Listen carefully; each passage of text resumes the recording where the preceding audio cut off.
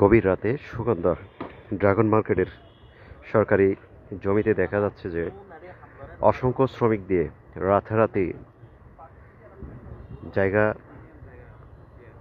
দখলের যে দৃশ্যটি দেখতে পাচ্ছেন, এটি হচ্ছে কক্সবাজার সুগন্ধা পয়েন্টের ড্রাগন মার্কেটের ঠিক পেছনে, যে জায়গাটিতে বিগত দিনে এখানকার কক্সবাজার পর্যটন সেলের যিনি ম্যাজিস্ট্রেট মাসুদ রানার নেতৃত্বে একাধিকবার অভিযান চলমান ছিল। তবে এখন কেন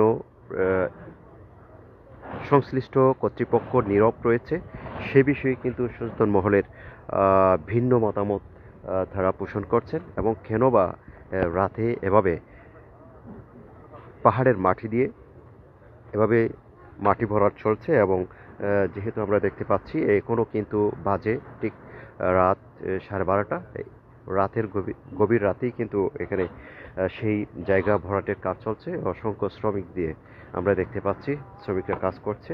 তবে দিনের বেলায় কিন্তু কোনো কিছু দেখা না গেলেও কিন্তু রাতে ঠিক তারা কাজে দেখা যায়।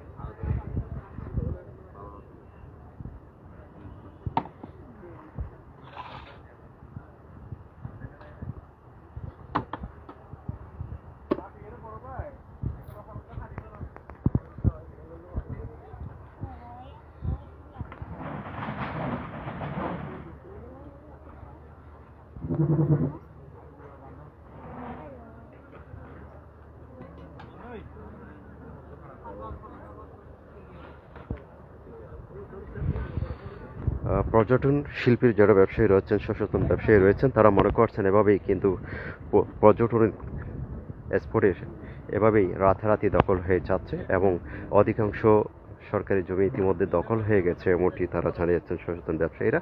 বিশ্বের দীর্ঘতম সমুদ্র সৈকতের যারা বিভিন্ন দেশ থেকে এখানে আসেন সমুদ্র স্পটে সৌন্দর্যগুলো দেখতে, কিন্তু এখানেই কিন্তু সেই সৌন্দর্যগুলো একটি দখলবাজ প্রভাবশালী সিন্ডিকেটের নেতৃত্বে প্রতিনিয়ত এভাবে দখল হয়ে যাচ্ছে, আপনারা দেখতে পাচ্ছেন।